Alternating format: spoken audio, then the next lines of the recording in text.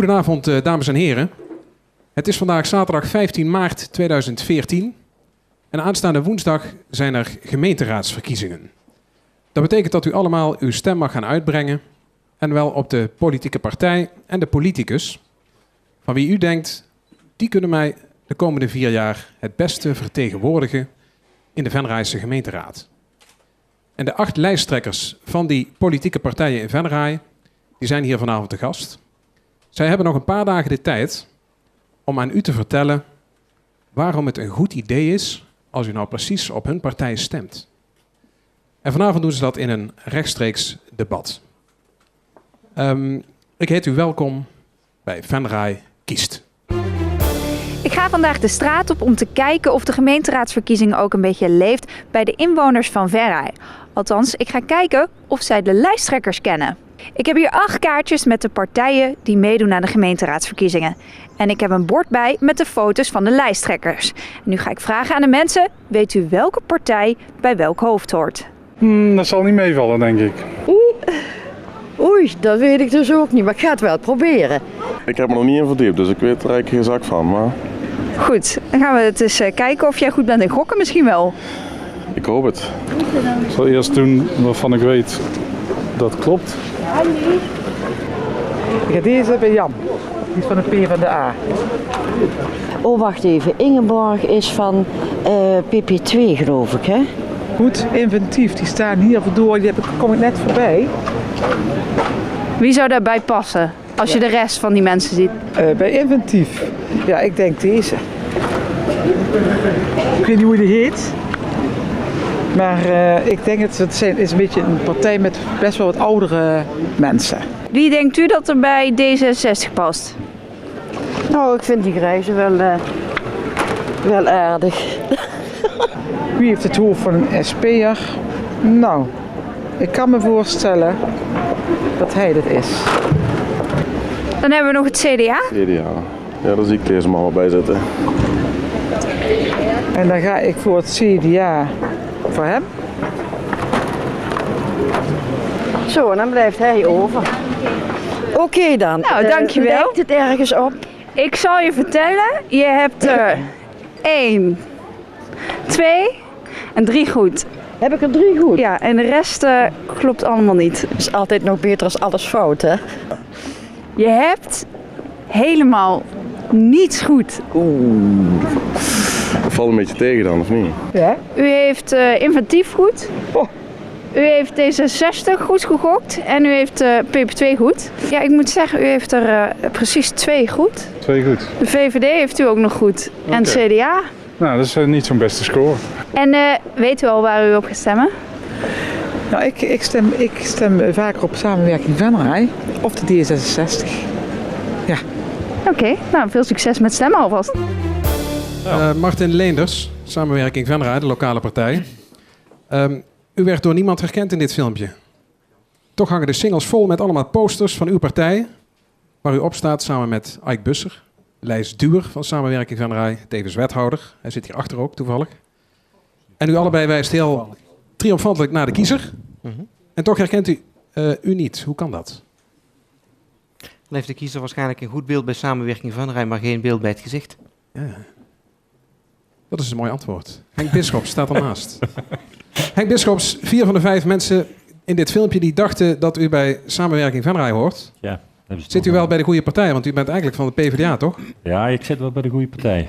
Maar ik denk dat wij die grote borden pas na het opname van het filmpje opgehangen hebben. Want nou denk ik dat dat wel gaat lukken. Dus de komende dagen kent elke Venraay naar Henk Bisschops. Ik ga er wel vanuit.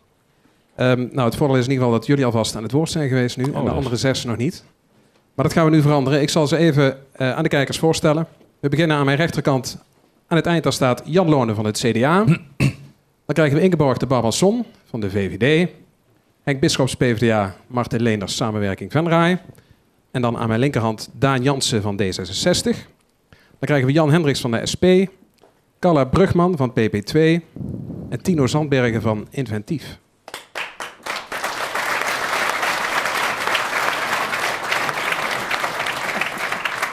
Zij debatteren het komend uur met z'n achten over 4 onderwerpen.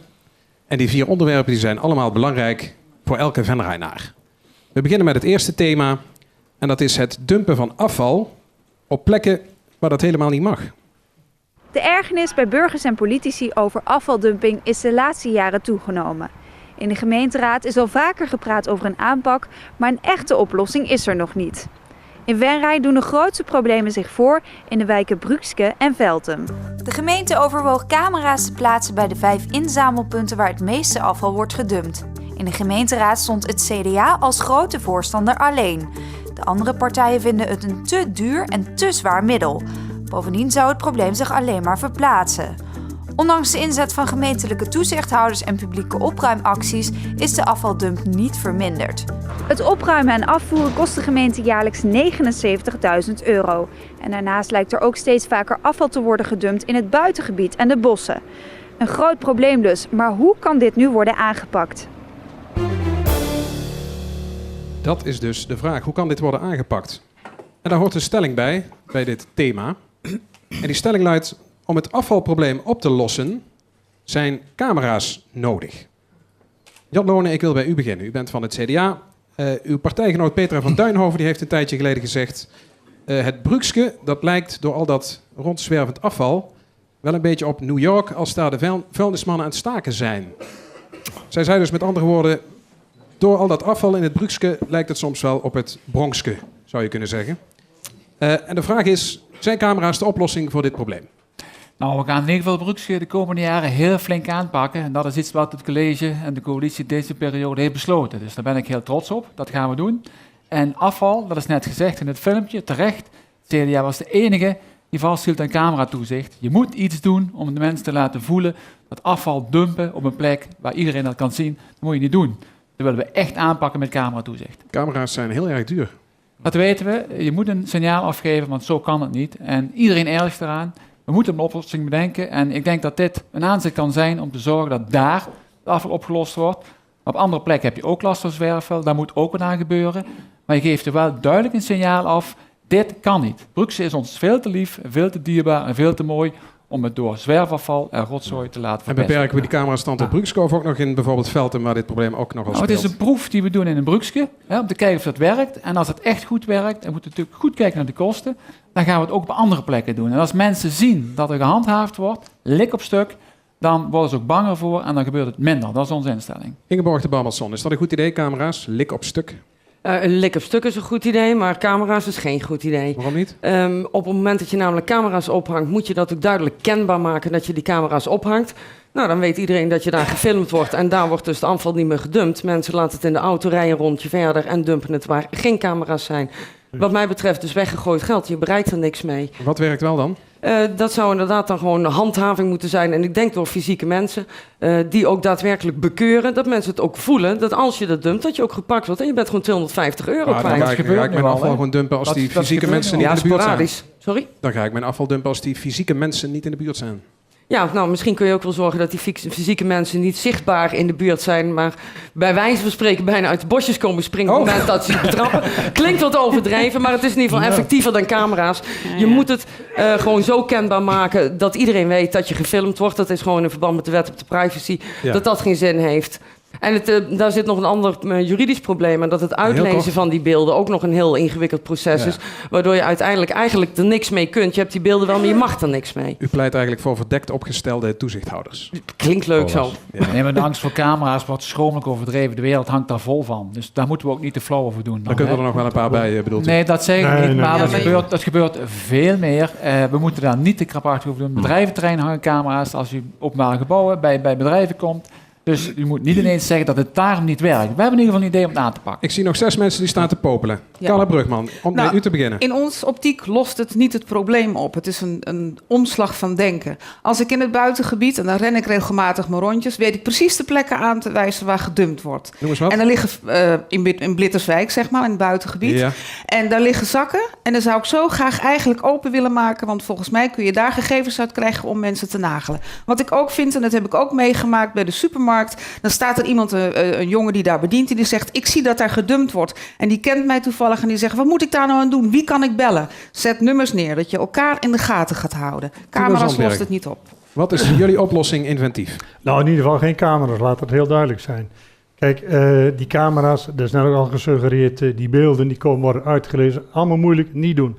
Wat ik mij over verbaas is bijvoorbeeld als je nou kijkt bij ons in Landweert, bij de Plus, daar wordt het allemaal keurig opgeruimd. Je kunt je ook voorstellen of je bijvoorbeeld in Velten en in het Bruksche, wanneer de ondernemers, want er zitten dan meer ondernemers rondom die afvalcontainers, of die met elkaar niet de handen ineen kunnen slaan, de mouw op kunnen stropen en zeggen, nou, daar wordt afval gedumpt. Op enige wijze gaan we toch zorgen dat het opgeruimd wordt. En dan ga je met de gemeente in overleg, als dat kosten oplevert, als dat inderdaad geld kost, hoe gaan we daar dan eventueel mee om? Maar op die manier moet je het doen. En ik ben het wel met mijn buurvrouw eens, het is een omslag van doen, je moet de mensen beter opvoeden. En dan nog iets. We hebben hier een paar jaar geleden de bladcontainers weggehaald. Wat zie ik? Wat voor containers? De bladcontainers. Wat zie ik? De burger die veegt de bladeren maar netjes op de straat. En ik ben ervan overtuigd dat je met elkaar dus die mogelijkheden creëert dat de hele openbare ruimte er net eruit ziet. Jan Hendricks, SP. Camera's die lossen inderdaad niets op voor ons. Je moet ze inderdaad heel duur uitlezen. En als het dan toch geld gaat kosten, waarom laten we het dan niet gewoon weer bij de mensen thuis ophalen? Dan hoeven ze dat ook niet te gaan dumpen. Terug in de tijd. Terug in de tijd, wat dat betreft. Gewoon het wekelijks of 2 wekelijks bij de mensen gewoon ophalen. Dat kost ook geld, dat weet ik. Maar alle andere oplossingen kosten ook geld. En mensen gaan camera's vermijden, gaan de bosjesmannen vermijden en gaan het ergens anders doen. Daniel, SP. Is dat een goed idee, dit weer thuis gaan ophalen bij de mensen? Ja, die camera's zouden geld kosten. Ik denk dat dit veel meer geld gaat kosten. Die camera's vindt D66 ook geen goed idee. Privacy staat al onder druk in deze tijd. Dan moet de gemeente niet nog een duit in het zakje gaan doen. Wel dat handhaven. Al dan niet herkenbaar, inderdaad. Dat kun je ook bijvoorbeeld, daar kun je ook bijvoorbeeld de dorpsraad of de wijkraad bij betrekken. Dat is heel belangrijk. Doe het samen. Probeer samen een oplossing te vinden voor dat probleem. Juist. Wie hebben we nog niet gehad? Martin Leemans, wat is jullie oplossing? Nou, laat ik in ieder geval zeggen, en heel blij zijn dat er een hele hoop mensen gewoon keurig hun afval opruimen. En dat zij die het verpesten, het afval dumpen, ervoor zorgen dat iedereen te veel afvalstofheffing moet betalen. Want daaruit betalen we het opruimen daarvan. Cameratoezicht is geen goed idee. Althans, het cameratoezicht wat is voorgesteld, want het is inderdaad veel te duur als het gaat om het uitlezen. Samenwerking verder had er idee, maak er sociale controle van. En als je daar al camera's ophangt, maak er een soort webcams van, zodat mensen thuis van achter hun computer zouden kunnen zien wat er gebeurt. Dan hou je toch een beetje sociale controle. Ja, maar weet je, zeker ook jammer is van deze discussie, fysieke handhaving, als ik uit mag praten, meneer Lonen. Zeker ook de fysieke handhaving, die moet er plaatsvinden, zoals mevrouw de Bouwman het aangeeft. Gewoon mensen die dat gewoon controleren. En op het moment dat ze zien dat er ergens afval wordt gedumpt, dan moet je daar onmiddellijk klikken op stuk beleid. Eén vraagje over die webcams. Dat kan betekenen, u zegt dat mensen dan elkaar moeten gaan controleren? Je hebt in ieder geval een stukje van sociale controle, ja.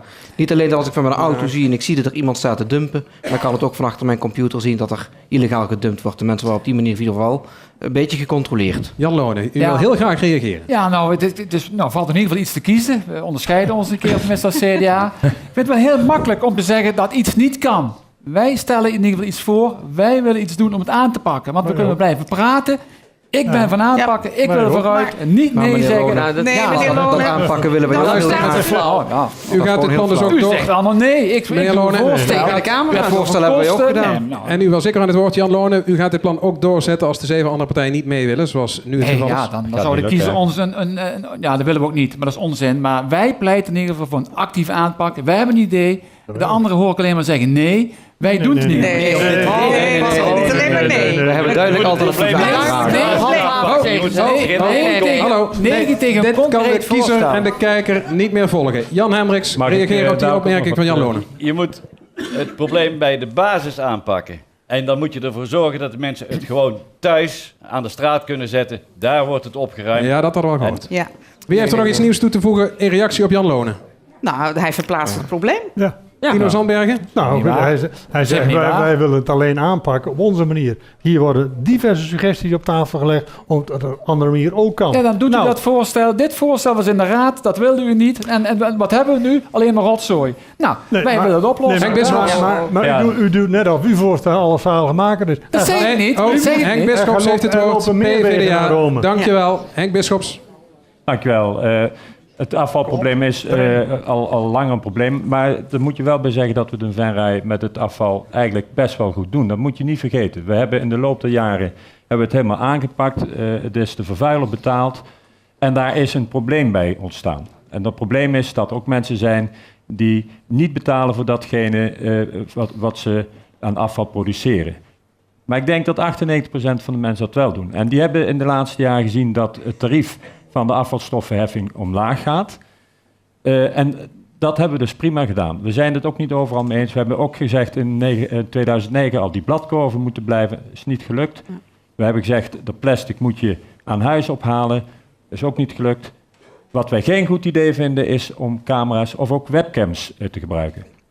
Webcams zou betekenen dat iedereen waar dan ook bepaalde plekken in Venray in de gaten kan houden. Dat heeft gewoon met privacy te maken. En ik vind dat is een groot goed voor iedereen in Nederland. Daar moet je vanaf blijven. Sorry? Daar moet je vanaf blijven. En daar moet je in ieder geval voorzichtig mee omgaan. Goed zo.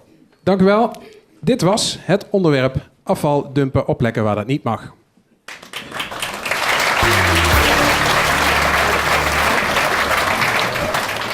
Dat brengt ons bij het tweede onderwerp. En ik beloof u dat dat net zoveel discussie gaat opleveren. Dat onderwerp is namelijk kleine scholen. Tot 2011 had ieder dorp in de gemeente Venray een eigen basisschool. Behalve het dorp Smakt, waarvan alle kinderen van oudsher in Holthees naar school gaan. Midden 2011 sloten de kleine scholen in Heide en Vredepeel. En dat zorgde voor de nodige ophef en onrust. Zoals vorig jaar ook in Veulen, waar SPOV in opspraak kwam over de wijze waarop de sluiting werd doorgedrukt. Niet alleen Veulen, maar ook de school in Gijsteren gaat na afloop van het huidige schooljaar op slot. Binnen 3 jaar zijn er dan al 4 dorpsscholen gesloten. Kasterij is de volgende school die in de gevarenzone zit. De dorpsraad ziet de bui al hangen en wil schoolbestuur SPOV voor zijn.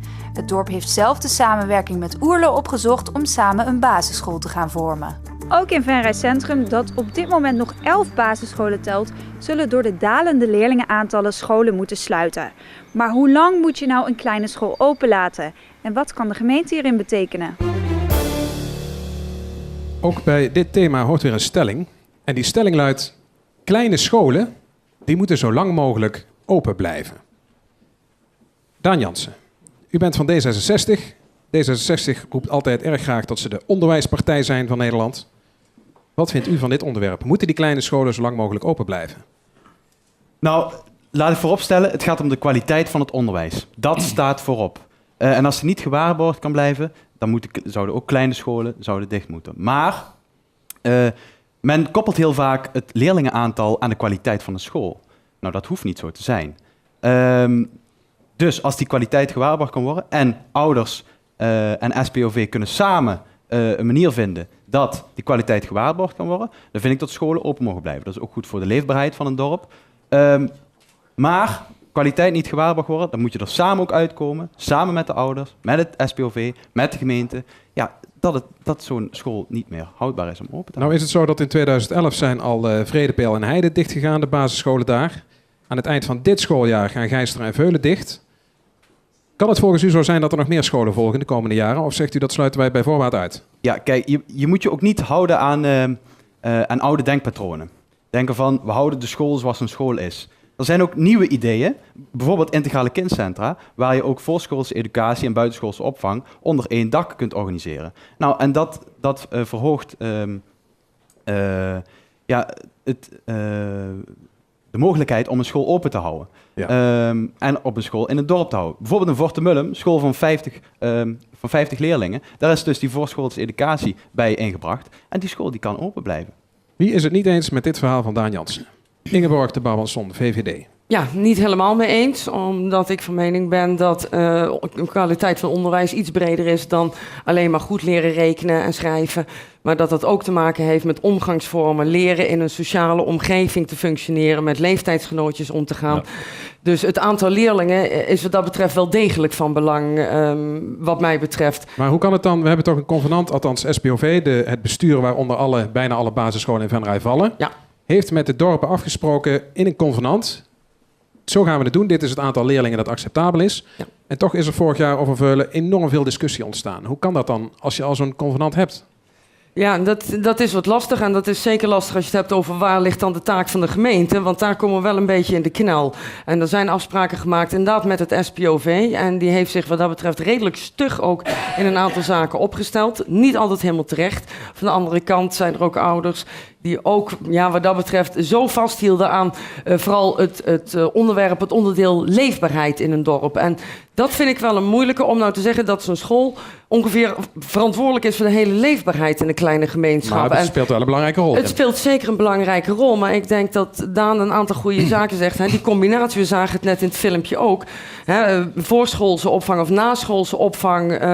Als je die combinatie gaat maken, dan heb je veel meer kans om ook langer een school open te houden. Maar ook die leefbaarheid niet alleen te behouden, maar zelfs te vergroten. Omdat er meer mensen betrokken zijn dan alleen maar ouders van die paar leerlingen die er dan nog zijn. Dus dat zou je eigenlijk juist veel breder moeten trekken om die leefbaarheid in die dorpen te verhogen. Jan Doornen, het CDA haalt altijd traditiegetrouw eigenlijk veel stemmen in de kerkdorpen. Ik kan mij voorstellen dat u vindt dat die kleine scholen ten eeuwige dagen moeten open blijven. Nee, dat is niet zo, want op een aantal kleine dorpen zijn ze dus nu gesloten. Het gaat nu trouwens ook vooral alleen over de dorpen. Ik wil ook wijzen op de wijken, want de wijken zijn ook scholen. En daar moeten we ook goed op letten dat daar voldoende kwaliteit en voldoende kwantiteit in de scholen blijft. Waar het om gaat is, want er stond afgelopen week in de krant dat de voorzitter van de van In Heide, Martin Peters, dat hij zei dat voor de leefbaarheid en de samenhang in het dorp, dat het misschien wel het beste was wat het dorp Heide had kunnen overkomen, dat die school gesloten werd. En je moet ervoor zorgen, want het is een SPOV, maar je moet ervoor zorgen als gemeente dat je goed communiceert en dat je het dorp of een wijk perspectief biedt om een goede samenhang in die wijken voor de leefbaarheid te zorgen. En dan is dat helemaal niet zo erg. Ik denk dat die meneer In Heide niet zozeer bedoelde dat het een zegen was dat die school gesloten werd, maar dat ze daar inmiddels die school een nieuwe bestemming hebben gegeven. Nee. Ik zeg dat door die sluiting van die school, dat men zich daar samen... Ja, ik kan het weten, ik woon daar enigszins in de buurt. Dat door die sluiting, dat men zich realiseert, wij moeten samen iets doen. Ja, maar dat is in principe een ander verhaal. Dat is de trigger geweest. Nee, maar daar moeten wij dus ook op letten. Want dan is dat zag je in Geisteren. Daar is goed gecommuniceerd met de mensen. Daar is over gepraat. En daar is gesproken over perspectief. En dat helpt veel beter. En daarom was daar minder reuring, minder gedoe. En is er veel meer bereidheid om samen met Wansum en dat misschien moet hier in Venray moet dat ook gebeuren. En in Venray ook. De school, Landweer, zijn ook een paar scholen de nominatie om dat samen te voegen. Daar moeten we als gemeente aandacht voor hebben. Henk Bisschops, de PvdA heeft de afgelopen jaren de wethouder geleverd die over onderwijs ging, Twan Jansen. Die is hard gebotst ook met SPOV naar aanleiding van de sluiting van de scholen in Veulen. Ja. Wat vindt u van deze kwestie? Van de kwestie dat die gebotst is of van de kleine scholen gesloten worden? Serieus. Nee, kleine scholen. Kijk, je weet dat ik een onderwijsman ben. Ik zit al 30 jaar in het onderwijs. Oud-leraar Duits bent u? Ik ben, heb ik begrepen, een oud-leraar Duits, ja. Maar vervolgens heb ik nog 10 jaar te gaan, hoor. Dus wat dat betreft... maar de kleine scholen... Geeft u nog steeds Duits? U doet toch andere dingen nu? Ik ben afdelingsleider en ik geef wiskunde. En dat maakt dan... dan ben je ook geen leraar Duits meer. In ieder geval geen oud-leraar Duits. Oké, ga door. Kleine scholen, daar ging het om. En kleine scholen, Daan zei het heel terecht, het gaat om de kwaliteit van het onderwijs en het gaat om het belang van de leerlingen. Ja, dat vinden we allemaal. En dat vindt iedereen eigenlijk. Het wordt lastig als de discussie vermengd wordt met de leefbaarheid. Want een basisschool open houden, omdat dat voor de leefbaarheid belangrijk is, sorry dat ik het zeg, staat eigenlijk los van het belang van het kind en de kwaliteit van het onderwijs. Wat ze in de Heide gedaan hebben, vind ik perfect. Ik vind het ook knap dat meneer Peters in de krant zegt van... We hadden er schrik voor, maar dit is eigenlijk het beste wat ons had kunnen overkomen. En ik hoor ook in het filmpje dat ook andere scholen, de dorpsraden en de scholen... die gaan aan de slag om samen naar een goede oplossing te zoeken. En ik denk dat dat een perfecte manier is van burgerparticipatie... om te kijken hoe je er samen uit kunt komen. Ja, maar op zich is de sluiting niet het probleem. Maar we hebben u al heel veel gehoord. We gaan nu naar Martin Leenders. En dan gaan we naar die kant, want die hebben we helemaal niet gehoord. Dat ligt de taak van de gemeente. Martin Leenders, samenwerking. Wat heeft u aan deze verhalen nog toe te voegen? Nou, of die kleine school zo lang mogelijk open moet blijven... moet je in ieder geval ook afmeten aan het leerlingenaantal... maar ook kijken naar de financiën en naar de bedrijfsvoering van een school... En als je inderdaad kunt regelen door allerlei additionele maatregelen... dat er meer kinderen op zo'n school komen... bijvoorbeeld het voorbeeld van meneer Jansen van D66 noemt... Zeg maar Daan. Dat is een goed idee. Daarmee kun je die leefbaarheid en die school ook langer open houden. U zegt, dat is dan heel jammer. Er is wel degelijk een link volgens u tussen die scholen en de leefbaarheid. En die wil u ook benoemen in de discussie. Die wil ik best benoemen in die discussie, ja. Natuurlijk is het jammer voor ouders als ze zien dat hun kinderen ergens anders naar school moeten. En dat er daardoor vriendjes op andere scholen terechtkomen. En verenigingsleven daardoor het lastiger krijgt. Ja, en als je kijkt naar de schooldiscussie in Veulen, is het gewoon jammer dat een partner die wij hadden in het SPOV, met wie wij afspraken gemaakt hadden, eenzijdig die afspraken niet nakomt. Ja, maar dat is ook het verhaal dat het niet aan zich aan de sluiting van de school gaat, maar de angst in die gemeenschappen, dat kan in wijken en dorpen zijn, dat vervolgens de leefbaarheid in gedrang komt. Dus niet primair door de sluiting van de school, maar door de gevolgen daarvan. En daar moet wel even maar dus moet je naar die samenwerkingsverbanden kijken. Ja. Ik vind inderdaad dat de discussie een beetje over andere zaken gaat. Het gaat over de kleine scholen moeten zo lang mogelijk open blijven.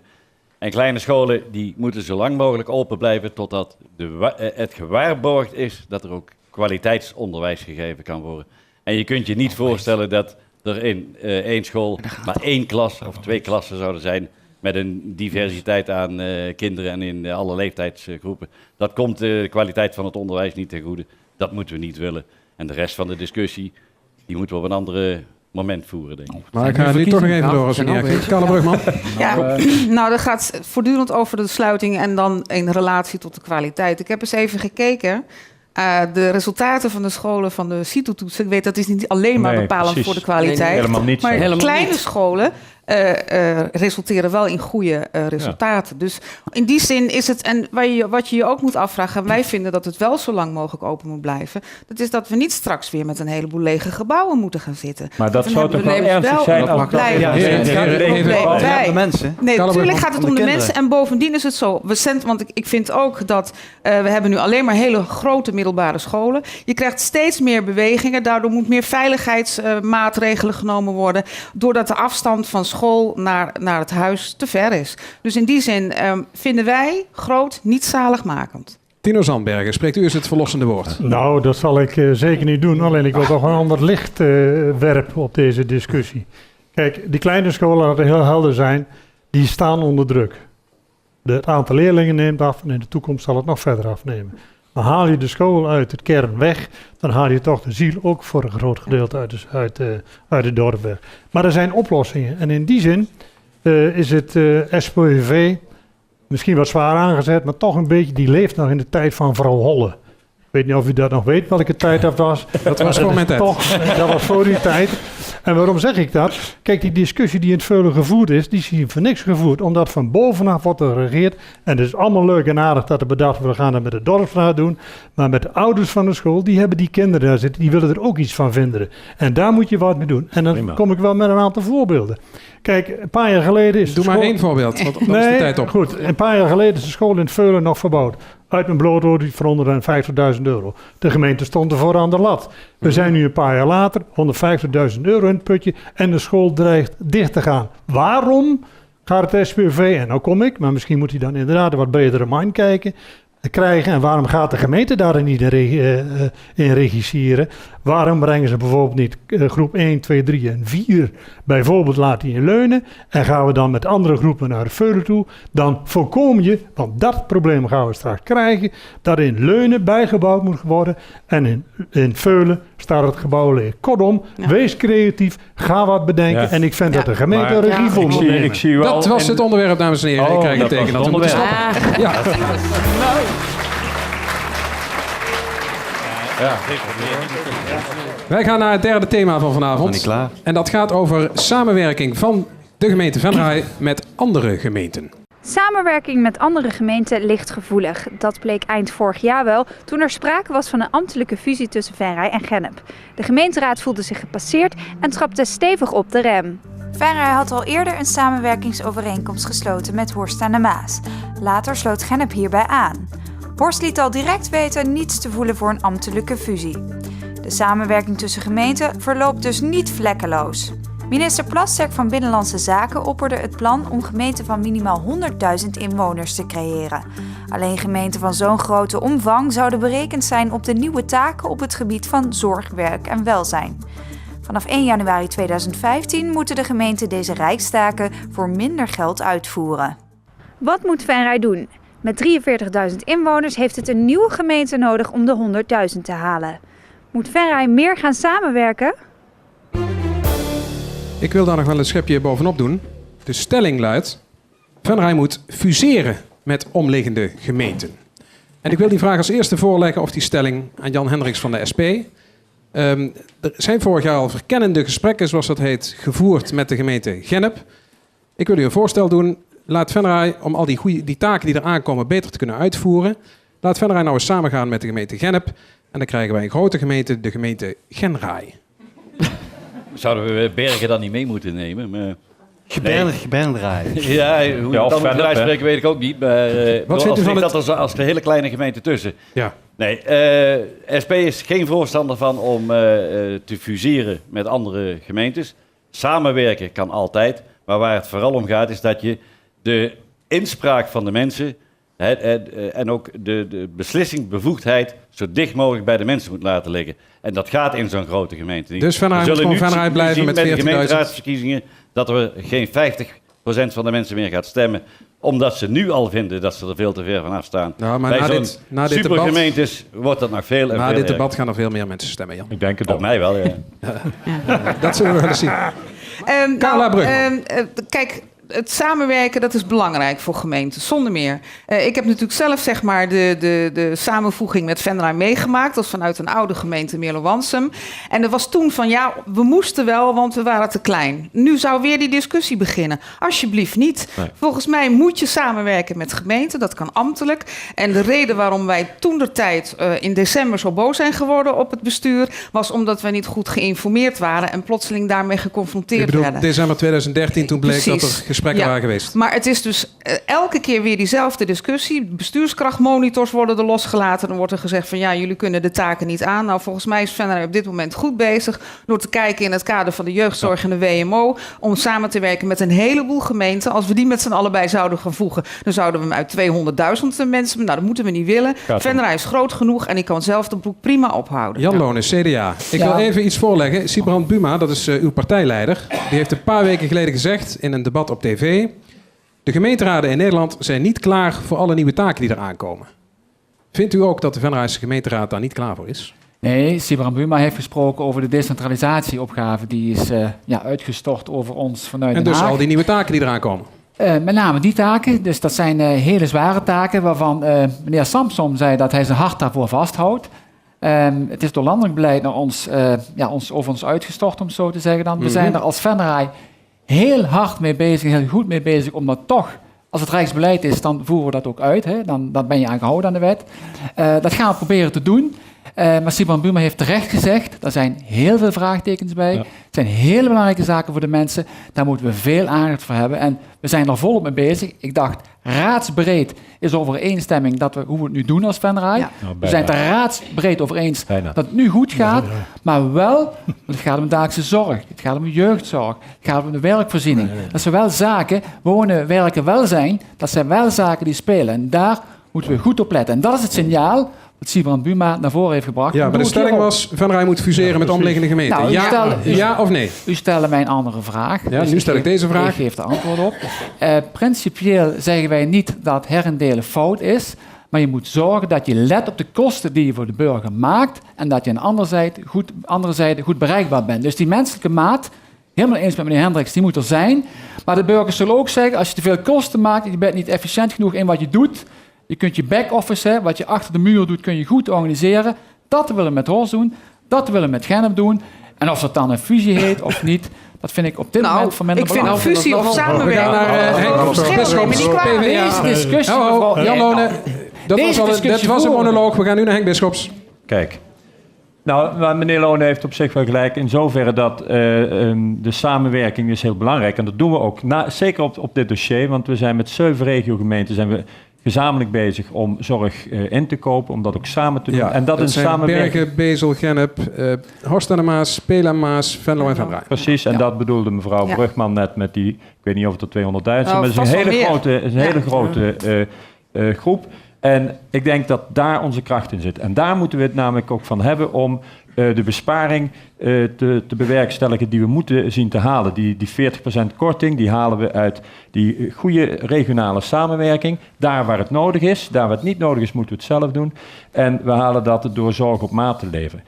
We hebben op een heleboel punten samenwerkingsverbanden. Zoveel zelfs dat we na de Floriade als Partij van de Arbeid een motie ingediend hebben en gezegd hebben, we willen eigenlijk met z'n allen, en de Raad heeft dat breed gesteund, met z'n allen inzicht krijgen. Welke samenwerkingsverbanden hebben we nu eigenlijk? Wie is er verantwoordelijk? Hoe lopen de financiële stromen? Zet dat op papier. Kom er voor 1 april mee naar de Raad.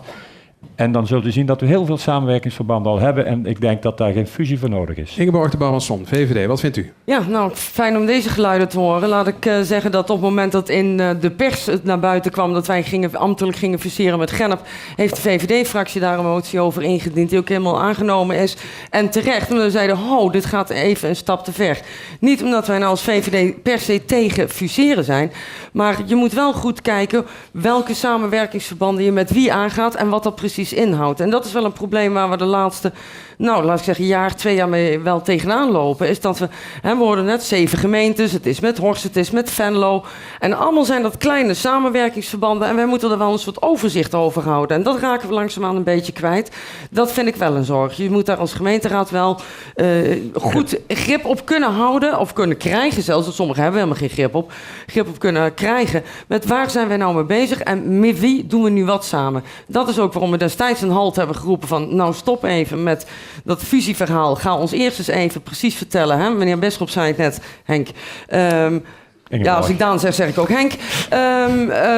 Wat doen we nu al precies en met wie doen we dat? En dan kunnen we verder met elkaar gaan bepalen wat we daar een volgende stap willen ondernemen. Maar niet op deze manier en zeker niet buiten de raad om. Martin Leenders, samenwerking Venray, wat vindt u? Nou, we hebben in december heel stellig geroepen fusie. En dan leg ik fusie uit als gemeentelijke herindeling. Is wat ons betreft niet aan de orde. Samenwerken kan goed zijn. Samenwerken met andere gemeenten om taken gezamenlijk op te pakken, waardoor je ook je efficiëntie kunt bereiken. Dat is prima, maar je moet het wel doelmatig doen en democratisch met elkaar kunnen controleren wat je uitbesteedt. Dat mag, maar heel nadrukkelijk geen gemeentelijke herindeling. Ja. Daan Jansen, wat vindt D66 van deze kwestie? Nou, we hebben net een gemeentelijke herindeling achter de rug. Dus ik denk dat we die discussie ook niet moeten voeren. We moeten wel de discussie voeren, inderdaad. Hoe gaan we samenwerken met andere gemeenten? Dat is wel belangrijk, om dat goed te regelen. Ik hoor Jan net zeggen.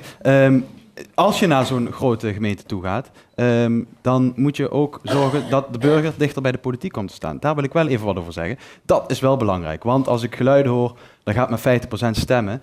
Daar moeten we dus ook wat aan doen. Die verantwoordelijkheid ligt ook bij ons. En daarom pleit D66 voor een opinierende raadsvergadering. Dus dat je een opinierende raadsvergadering. Dus dat je belangengroepen uitnodigt in een vergadering. Dat maak je deel van de cyclus. Dan vorm je een opinie. En daarna heb je een besluitvormende raadsvergadering. En dan gaat het ook om samenwerking, bedoelt u dan? Met andere gemeenten. Daar moet een opinierende raadsvergadering. Hier had ik het even over de gemeente zelf. Om de burgers dichter bij de politiek te betrekken. Dit heeft toch niks met de fusie te maken? Nee, het heeft niks met de fusie te maken. Maar ik hoor hier net wel zeggen van hoe gaan we de burger beter betrekken bij de politiek. Dat vind ik ook een heel belangrijk punt. Tino Zandbergen.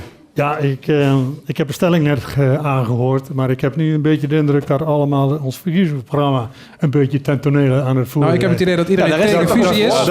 Iedereen is tegen fusie, maar iedereen is voor samenwerking. Ik vind het ook uitstekend wat dat betreft. Kijk, in het kader van de democratische controle, laat ik daar eerst even mee beginnen. Dan kun je ook een referendum voeren en lees ons programma, daar staat het in. Maar los daarvan, regionale samenwerking, ja natuurlijk op onderdelen. Waarom inderdaad is de Londen in de Kruisvaart gevlogen in december?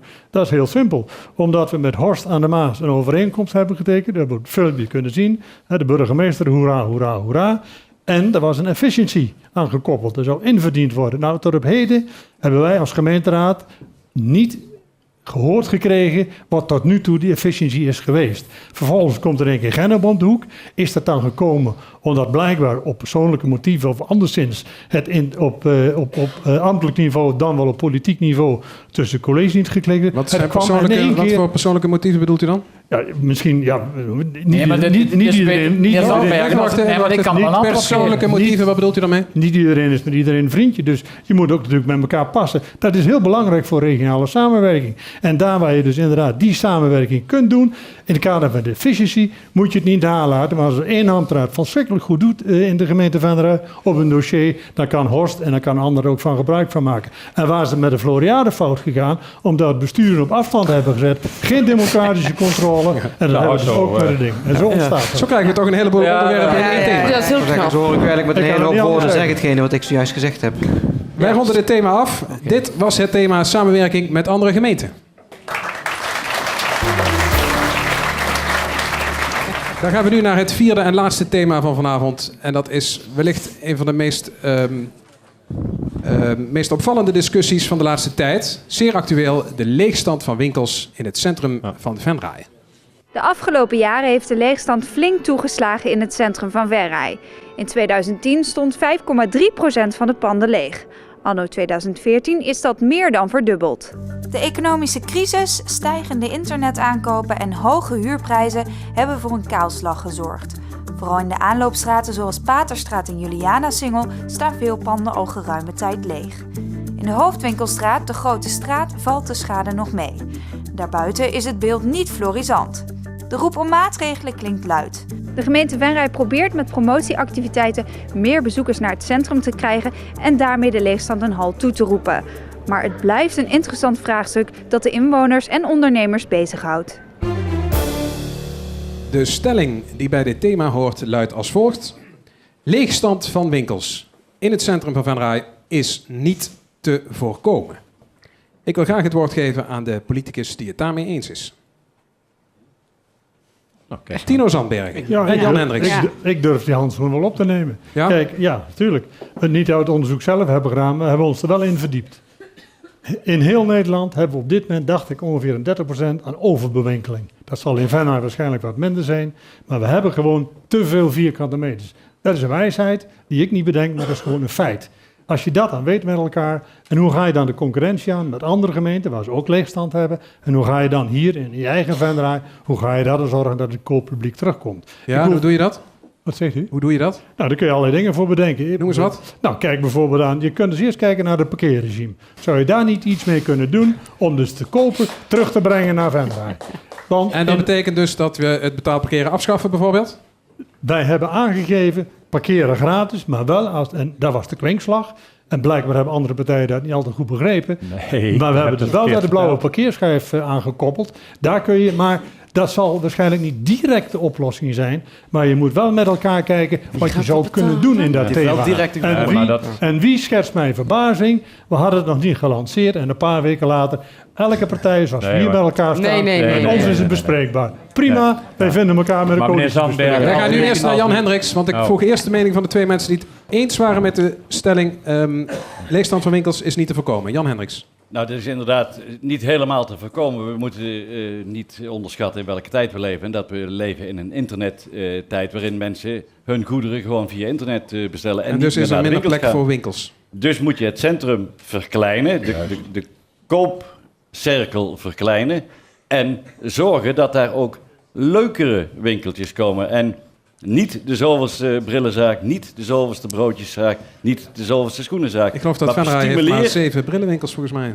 Stimuleer als gemeente dat ook de wat alternatievere winkels, andere winkels, bijvoorbeeld ik noem maar iets, een tweedehands boekenzaak, die zou daar moeten kunnen plaatsnemen. Ik wil even om stilte vragen in het publiek, dames en heren. Wilt u even meeluisteren? Dank u wel. Carla Brugman. Ja, nou, wij kijken daar toch net iets anders tegenaan. Niet te voorkomen, dat klopt. Hè? We hebben te veel winkels, dat is inderdaad waar. Maar wij zeggen niet van, we gaan met een blauwe parkeerschijf aan de gang. En dat betekent dat iemand maar 2 uur in feite in het centrum blijft. Want dan is je parkeerschijf verlopen. Wij zeggen, parkeertarieven omlaag. En als je langer parkeert, dan helemaal goedkoper. En we hebben de rode loper bedacht. En die rode loper, dat betekent dat het fietsbeleid ook nog een keer herzien wordt. Dat betekent dat iemand die hier in Venray woont op de fiets kan stappen en gewoon naar een kleine middenstander gaat. Want wij vinden het kostbaar, heel belangrijk, dat kleine middenstand, juist die particulieren behouden blijven in het centrum. En niet alleen maar die enorme winkels. En dan moet je dus ook niet op een industrieterrein die enorme winkels en nog meer andere winkels toe gaan staan. Nee. Want dan ben je verkeerd als gemeente bezig. Ik kijk één keer die kant op en ik zie meteen 4 vingers. Ingeborg de Balderson. Ja, leuk, die kleine winkeltjes en die kleine ondernemers. Maar wij hebben zoveel grote panden in Venray. Die kunnen zich dat helemaal niet permitteren. Dus waar je als gemeente mee aan de slag zou kunnen, is om in gesprek te gaan met die pandeigenaren. Om daar eens mee te zeggen, jongens, moeten jullie nu die hoofdprijs aan die huurprijs vragen? Kan dat pand niet verdeeld worden in bijvoorbeeld 2 gedeeltes, zodat juist die kleinere ondernemers de kans hebben om daar te beginnen? Gelukkig kunnen wij niet alles zeggen over een pand en wat je ermee moet doen. Maar je kunt daar wel mee in gesprek gaan. Ik denk van de andere kant dat ook een huureigenaar of een pandeigenaar meer tevreden is als zijn pand in 2 delen of voor een iets lagere prijs wel gebruikt wordt en ook aandacht geeft, het centrum weer opfleurt, waardoor er meer bezoekers komen als dat het er een leeg pand zit. Helaas zijn er een aantal hele grote jongens die wat meerdere panden in bezit hebben. Die hebben blijkbaar die haast niet, die hebben dat geld niet nodig. Dat vind ik een gemiste kans. Ik denk dat je daar als gemeente aan de slag moet.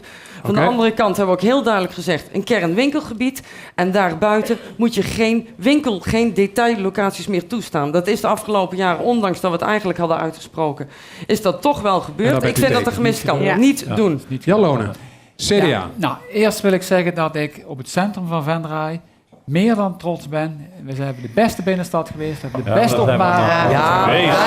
Zijn we allemaal. Ik zeg het. Volgens mij bent u wethouder economische zaken. Inderdaad. Als we allemaal blijven zeggen dat het niet goed gaat, dan gaat het ook een keer niet goed. Dus dat vind ik. Dat is de vraag. Oké, nu het punt van Jan Lonen. Ik zeg van, het is net wat Jan Hendricks net zei, is totaal verkeerd. Je moet dus meer mensen naar het centrum toe halen. Dat doe je niet door te krimpen, minder winkels te willen hebben of subsidie te geven wat u ooit heeft. Concentreren. Hoe doe je dat dan wel? Je doet dat door te investeren in het centrum. En daar zijn we met Venray Bloei. Hoe doe je dat dan? We zijn met heel veel activiteiten te organiseren.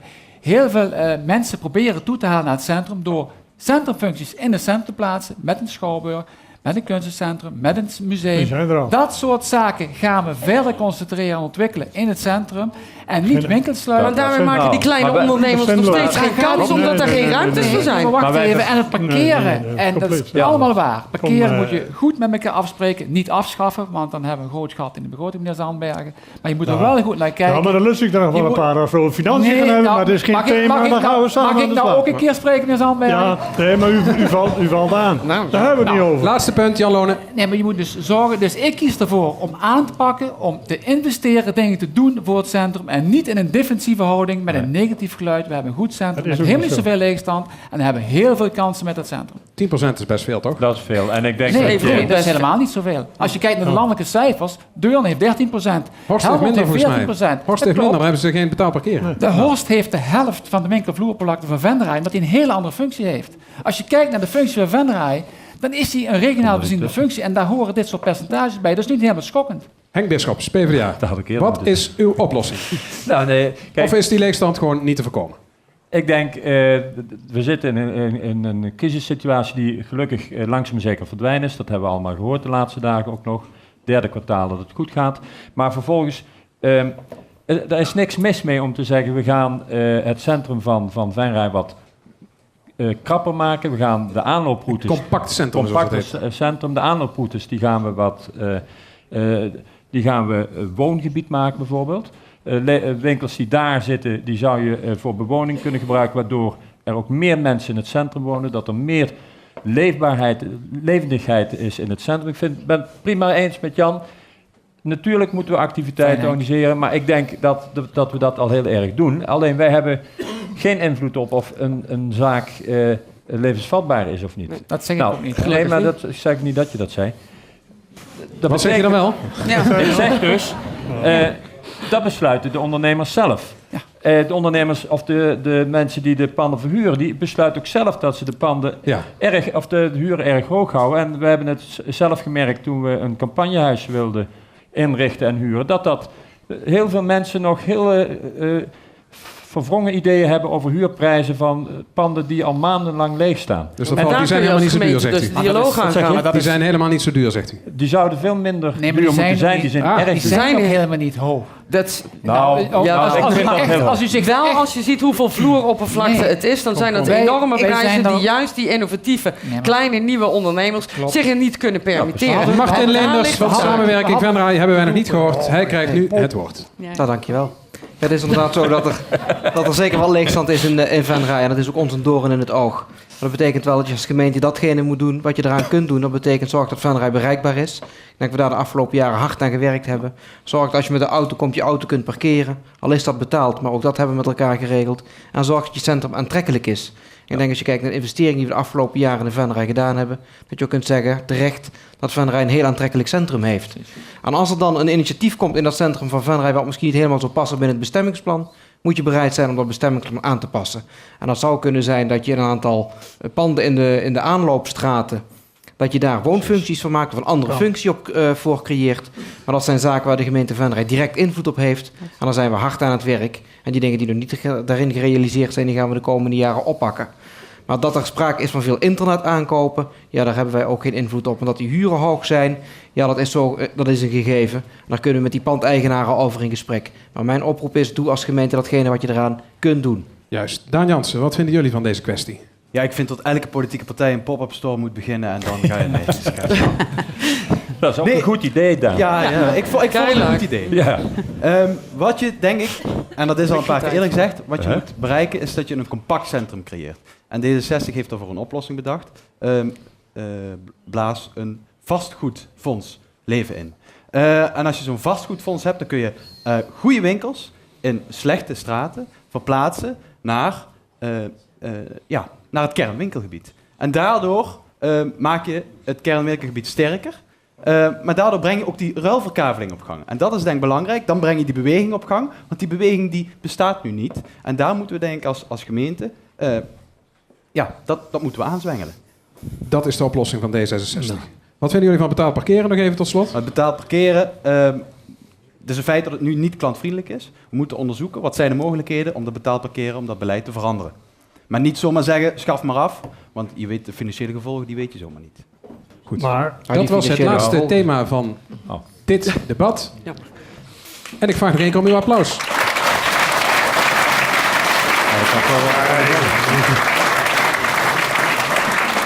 Voordat ik ga afsluiten wil ik nog één vraag stellen aan alle lijsttrekkers. En ik begin weer helemaal rechts bij... Nee, laat ik aan die kant beginnen. Bij Tino Zandbergen.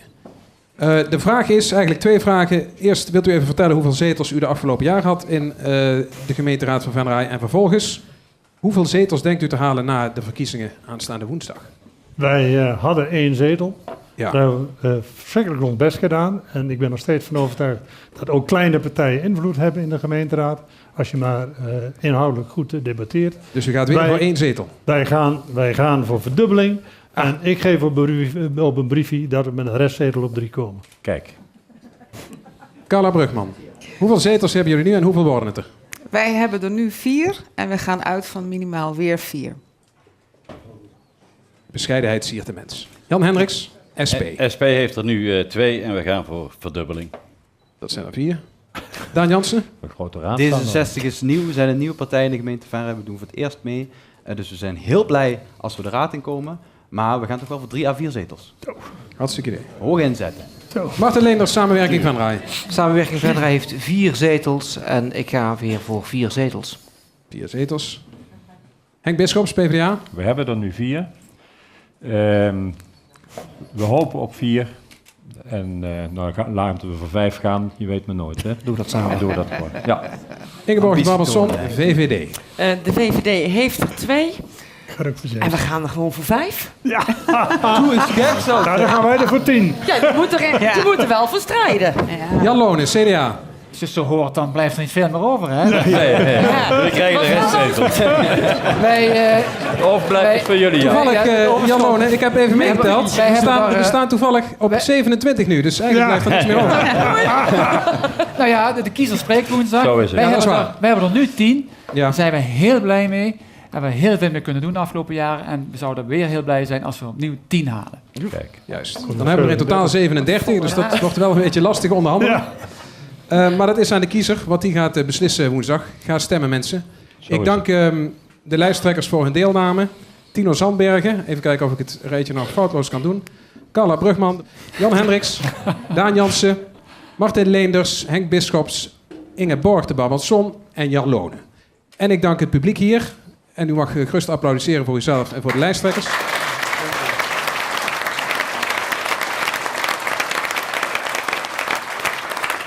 En ik dank natuurlijk ook u thuis, kijkers en stemmers aanstaande woensdag. Ga vooral uw stem uitbrengen.